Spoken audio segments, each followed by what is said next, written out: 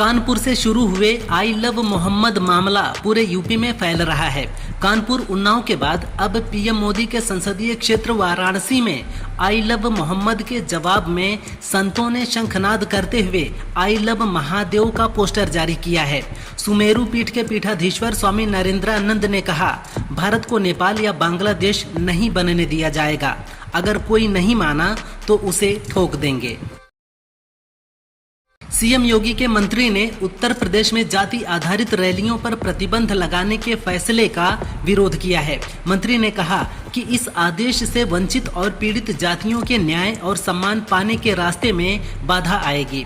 अगर जातियां संगठित नहीं होंगी तो लोकतंत्र में उनका वाजिब हिस्सा कैसे मिलेगा। मंत्री का कहना है कि इस आदेश पर पुनर्विचार के लिए वो सरकार और पीएम मोदी को पत्र लिखेंगे। बीजेपी ने बिहार चुनाव को लेकर अपने प्रभारी और सह प्रभारी के नामों की घोषणा कर दी है। बीजेपी ने केंद्रीय मंत्री और पार्टी के वरिष्ठ नेता धर्मेंद्र प्रधान को बिहार चुनाव का प्रभारी नियुक्त किया है, जबकि CR पाटिल और केशव प्रसाद मौर्य को सह प्रभारी बनाया गया है। पश्चिम बंगाल के लिए चुनाव प्रभारी भूपेंद्र यादव और सह प्रभारी बिप्लब देब बनाए गए हैं। तमिलनाडु के लिए वैजयंत पांडा चुनाव प्रभारी नियुक्त किए गए हैं।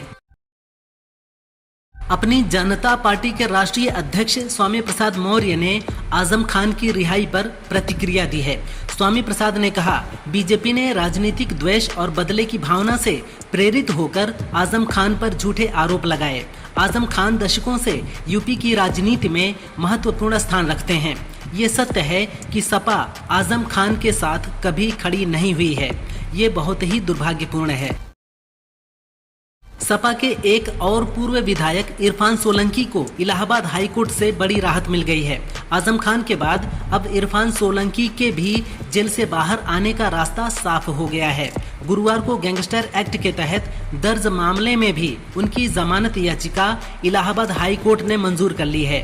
बता दें कि इरफान 2 साल से जेल में बंद हैं। वो कानपुर की सीसामऊ सीट से विधायक थे। मध्य प्रदेश के नगरीय एवं आवास मंत्री कैलाश विजयवर्गीय ने राहुल गांधी के खिलाफ विवादित बयान दिया है। उन्होंने कहा कि हम पुरानी संस्कृति के लोग हैं। हमारी बहनों के गांव जीरापुर में पानी तक नहीं पीते हैं। मेरे पिताजी घर से पानी का लोटा लेकर आते थे। वर्तमान में जो हमारे नेता प्रतिपक्ष हैं वो अपनी जवान बहन को बीच चौराहे पर चुंबन करते हैं।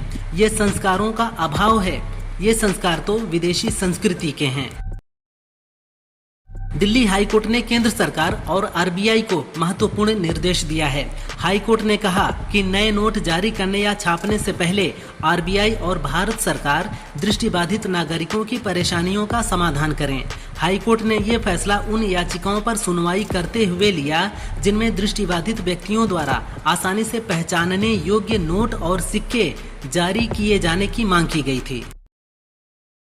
ऑपरेशन सिंदूर के समय भारत के साथ हुए संघर्ष को पाकिस्तान ने स्कूली सिलेबस में शामिल किया है।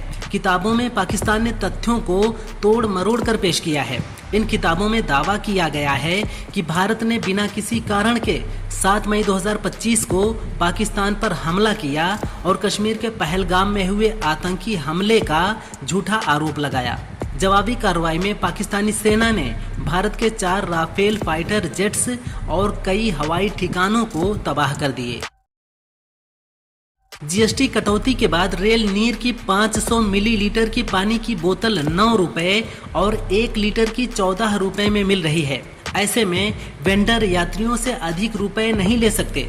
अगर कोई वेंडर अधिक रुपए मांग रहा है तो यात्री उसकी शिकायत यात्री रेलवे हेल्पलाइन नंबर 139 पर कर सकते हैं।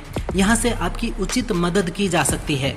वहीं रेलवे के आधिकारिक X अकाउंट और स्टेशन मास्टर से भी इसकी शिकायत कर सकते हैं। बांग्लादेश के मुख्य सलाहकार मोहम्मद यूनुस ने न्यूयॉर्क में चर्चा के दौरान भारत पर गंभीर आरोप लगाए हैं। उन्होंने कहा कि अभी भारत और बांग्लादेश के बीच समस्याएं हैं क्योंकि उन्हें छात्रों का काम पसंद नहीं आया। इसके अलावा भारत बांग्लादेश की पूर्व PM शेख हसीना की मेजबानी कर रहा है, जो हमारे देश में कई तरह की समस्याओं की कारण है। साथ ही यूनुस ने बांग्लादेश के खिलाफ फेक न्यूज फैलाने का भी आरोप लगाया।